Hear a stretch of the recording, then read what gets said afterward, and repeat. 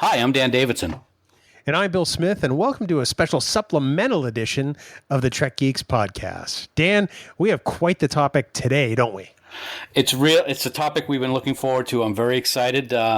On Wednesday, May 17th, CBS Upfront dazzled us in ways that we've been anticipating, Bill, for a really long time, and we finally got to see it. A trailer about what it was like before the things that we've been used to.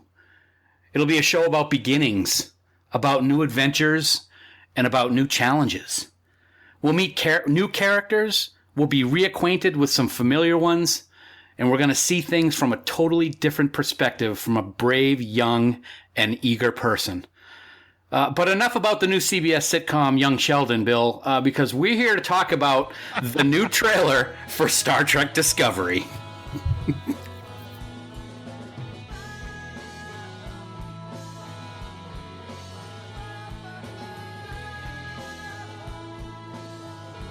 You totally had me on that one.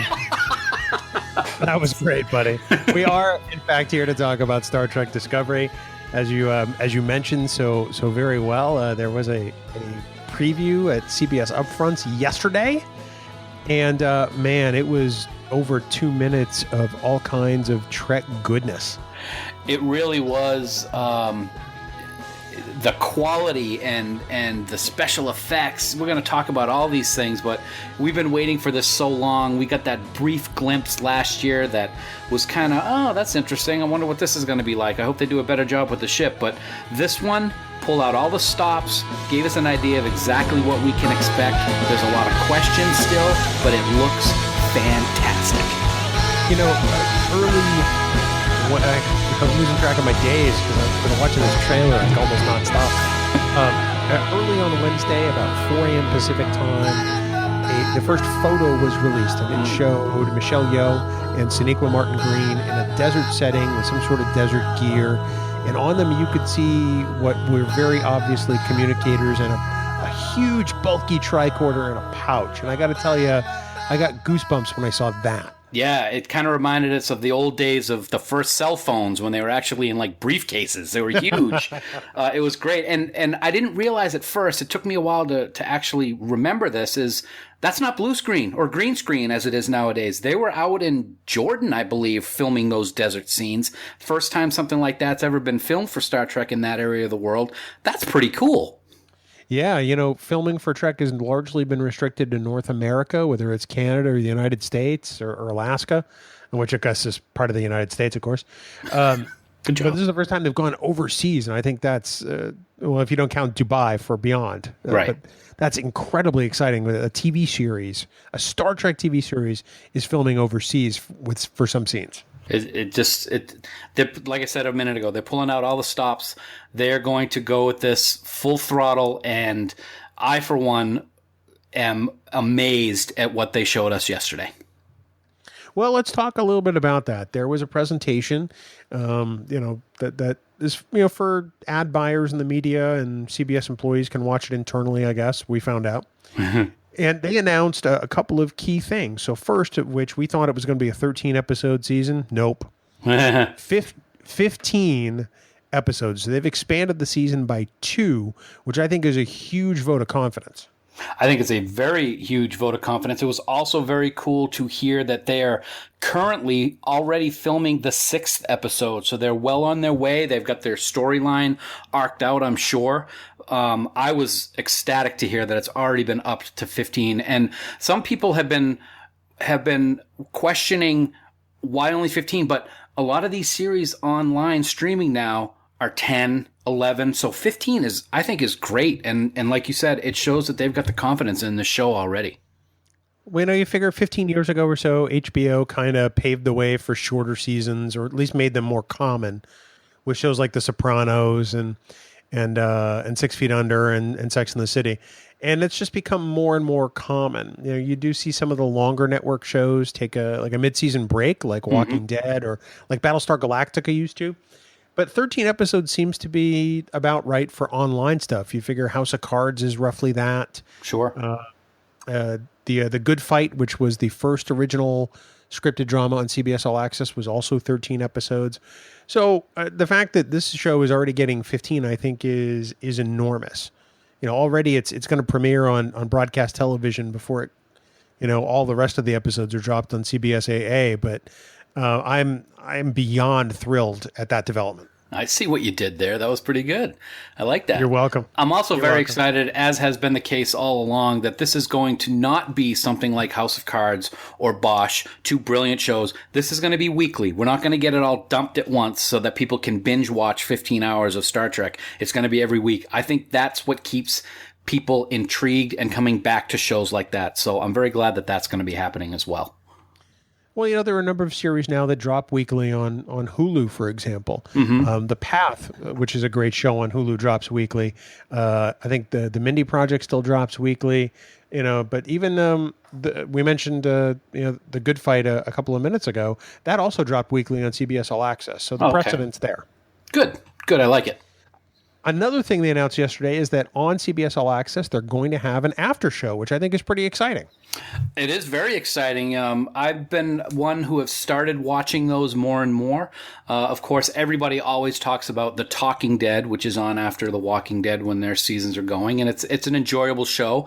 I watched a little bit of the Sons of Anarchy after show while Sons of Anarchy was still on, and that was enjoyable as well. But I'm excited that they're going to be doing this too, because we'll get that discussion that we love. No host that we know of yet, but Bill, it's got a pretty cool name too. Yes, it does. The name of the show is Talking Trek, and that you may say that sounds familiar. And that's because up until this week, we were going to launch a second podcast called Talking Trek. And after a very pleasant conversation with CBS, they asked if they could use the name instead, and we deferred to them. It was a very positive conversation. There was no there were no threats. There was nothing like that. It was good and productive, and we really appreciated that they called us to say, hey, this is what we'd like to do. So we're actually going to rename our show Discovering Trek, which you thought of, Dan, and I actually kind of like a little better. I'm glad that finally I get to do something that you appreciate, man. We talked about it after that call, and we love CBS and we appreciate the IP and what they do for the show. So we were more than happy to do that. And, coming up with another title, wanted to try to throw Discovery in there somehow. So I threw that one at you, and we're running with it, man. And I'm looking forward to it starting in the fall. Me too. It will premiere around the same time that Discovery and Talking Trek does. So I think more discussion is great discussion, and we hope that it's something everyone will enjoy. But back to the trailer, Dan, because that was really the big showpiece of this part of Upfronts. There's a lot to unpack here. You start with the establishing, scene in the trailer where it's Michelle Yeoh's character and Sonequa Martin Green's character essentially in the desert. And they're talking, and Michelle Yeoh is saying, "Hey, maybe it's about time you got a command of your own." And then all of a sudden, there's a ship. Oh, and what an entrance that ship makes! I think that's one of my favorite scenes of the whole trailer. Coming through those clouds, it's kind of ominous, but at the same time, very exciting. I found it interesting that Commander Burnham has been under the captain for 7 years. That sounds a little familiar, doesn't it? It really kind of does. I liked it. New transporter effect. That looked pretty good. I do. I've got some theories about that, but I don't want to get into it too much. Okay. We'll see about that. But that scene and that ship is the Shenzhou, I presume, because it's definitely not the Discovery. Coming through the clouds just looks, it's incredible, and it's just a great way to establish that starship in this world. It does. Very, very well done. And we'll get into it a little bit further as we talk about the trailer, but there is a robot of some kind on the bridge later, and it actually has USS Shenzhou written on the side. So yeah, pretty good guess that that's the Shenzhou that came through the clouds. And then we get a good look at, or a first look at, the bridge of the Shenzhou. It looks like the technology there is a bit of a bridge between what we know and things that we've seen in the Kelvin timeline. So it's a bit of an upgrade technology-wise, but I'm okay with it. I'm okay with it too, because we are, 50 plus years from the original series special effects. It makes sense that the special effects are going to get a little bit better. And I got to say, the way the bridge are in the recent movies, it's very snazzy and it looks great. So I'm okay with it. We'll see what happens. There may be explanations for it, but I'm good with it. I'm definitely good with it too. I appreciate the fact that the bridge is not lit like the hotel lobby of the Hilton, like it was at Next Generation Season 1. It looks like a Starship bridge. Yes, it does. Absolutely. I'm very excited to see familiar faces. We saw a great piece with Sarek, which I'm very excited about. And it looks like there's going to be a strong Vulcan tie-in for Soneqa's character, possibly. Very, very strong tie-in based on what we saw in this trailer. There's several scenes in the trailer where James Frain as Sarek is talking with her through what looks like some kind of holographic technology, a little bit fuzzier than what we're used to in Next Generation time frame, so that makes sense. But then again, later on, sounds like he's insulting her a little bit, saying that she'll never speak Vulcan because her tongue is too human, and it showed a very young, what looked like very young Michael Burnham with a Vulcan haircut. So maybe she spent a lot of time on Vulcan with Sarek. Who knows? Questions? Yeah, that's really kind of fascinating, and I honestly can't wait to see where that goes, because I think it's going to be a really neat aspect to that particular character. And then, Dan, we got Klingons, and more Klingons, my friend. Those were Klingons? Very, very interesting. The one thing I will say, and then we'll get more into the discussion, is they're different looking, and I'm hopeful that there'll be explanations for that. The one thing I found interesting, there was one scene where you saw the full head to waist of one of the Klingons, and you got to see his hands, and they weren't really hands to me. They were more like claws, and it actually reminded me a lot of TNG alumni Michelle Forbes' character when she's kind of a bull monster in True Blood, very claw-like 3 fingers or something like that. It'll be interesting to see what's going to happen with the explanation of these Klingons, but they look interesting, to say the least. Yeah, they're definitely a departure in, and I think you and I are of the same mindset of this. I'm okay with it. I mean, it's the aliens in Star Trek have changed even in the scope of this, the season or in the series they were a part of. Look at how the Romulans changed. Look at how the Andorians changed, or the Tellarites, or even the Cardassians. Mm-hmm. The Klingons changed for TMP and there was no explanation. They changed again for later movies like, 3 through 6, and people were okay with it. And by the time we got to TNG, it was just accepted. So right. I'm interested to see how this plays out in the scope of the story, and I think that's what's key. I think you're right. And one of the things that I would say to that is the writers you talked about up through TNG and further, and then back on Enterprise, which takes place before TOS. Of course, the Klingons looked normal, quote unquote, with the ridges. But the writers of Star Trek had a good explanation for that, and I thought they did it brilliantly with the virus and such. So I'm sure that the writing crew for Discovery has a plan, and I'm not going to badmouth what I see, first of all, because I don't want to, because I think it's interesting, and there's no need to badmouth something when we don't have the answer yet. So once it's explained, then maybe we can have a different conversation on it. But for right now, it's all hands on deck, man. It's going to be good stuff. It really is. And let's talk about something I know you're really excited about. And I'm, of course, referring to Doug Jones' character of Saru. We got a first look at his alien character, and my, oh my, I can't wait to find out more about this officer. Team Saru. That's my Sarules, man, because he rules. It's funny. There was no, that I can recall, and Bill, back me up if you agree, there were no leaks of him anywhere until yesterday. We didn't see anything with him. And man, he is so good at when he does these characters and makeup. He's made for parts like this. It's he's going to be my Odo to this show. I can tell you right now. I have a very strong feeling. I actually tweeted that out last night. The whole idea that his race can sense death is a little foreboding and maybe a little depressing, but at the same time, being able to get that backstory like we did with Odo and the Founders is something that I am really looking forward to. Now, it's interesting. You say that he could be, the Odo type for you. What do you mean by that exactly? He was the outcast in DS9, but he was the one that I appreciated and enjoyed the stories of the most. And it seems that this character, and unfortunately, maybe just because of the way he looks or because he's, quote, biologically determined for the sole purpose of being able to sense the coming of death, he might be that one character in the crew that everyone kind of shies away from, is a little bit afraid of, and has questions about. Total conjecture and speculation. I could be wrong. He could be the most loved character of the crew, but my first impulse is just what I just said. So that's my Odo. At least right now. I think that's a fantastic explanation. I hadn't thought about it in those terms, and now I'm even more interested.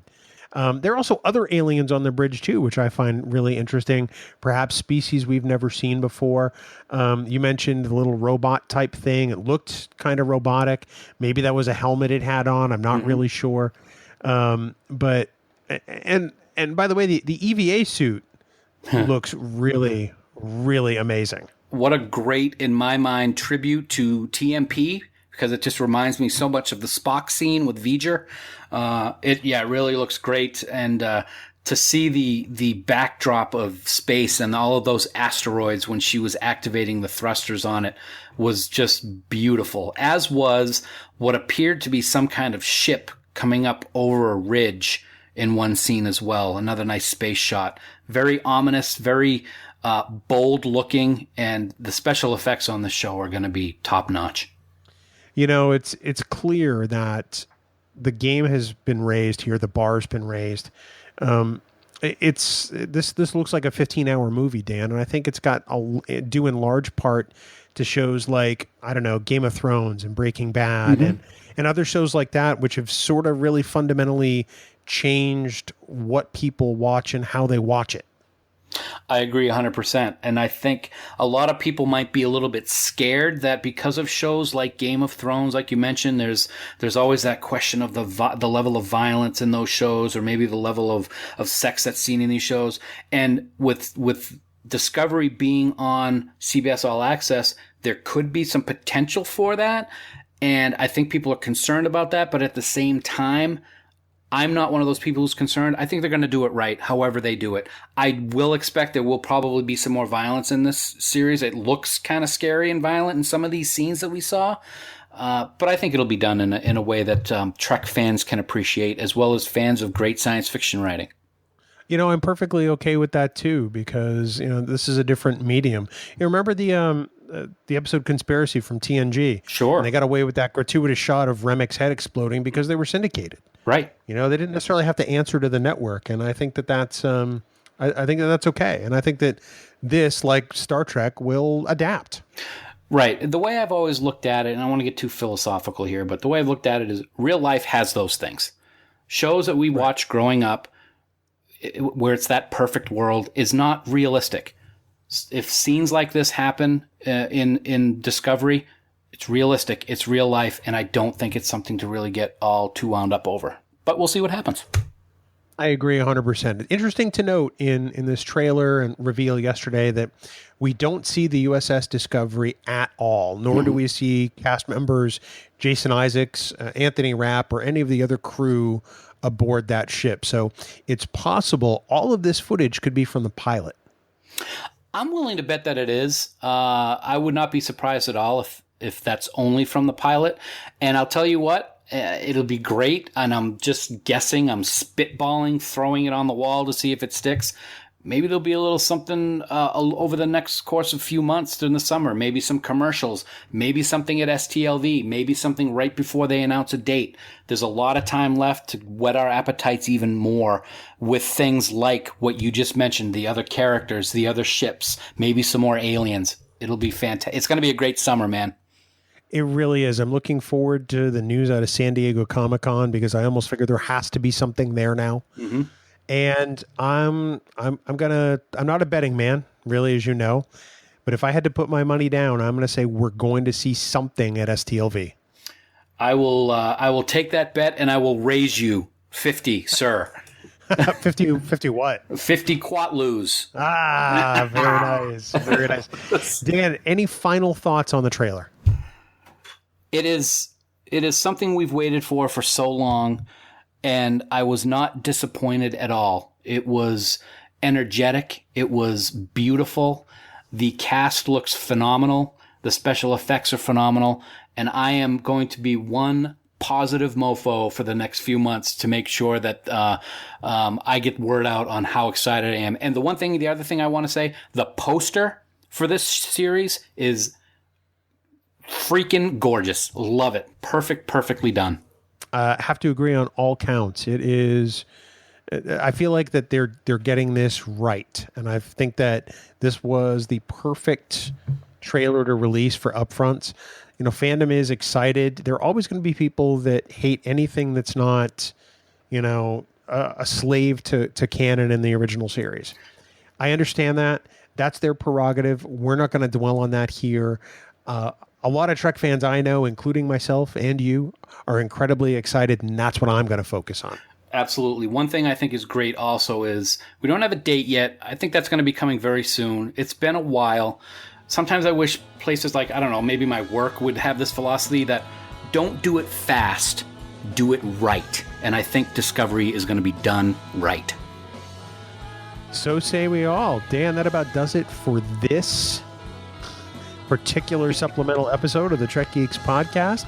We'll, of course, be back Tuesday with our normal episode featuring yet another Klingon. Oh, that's right. You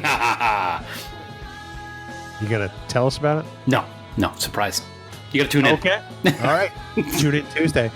And that does it for this episode. Everybody live long and prosper. I was biologically determined for the sole purpose of sensing the coming of coconuts, Bill. Did you know that? I did not. Okay. Now you do. Do you sense any? Not right now, no. Okay.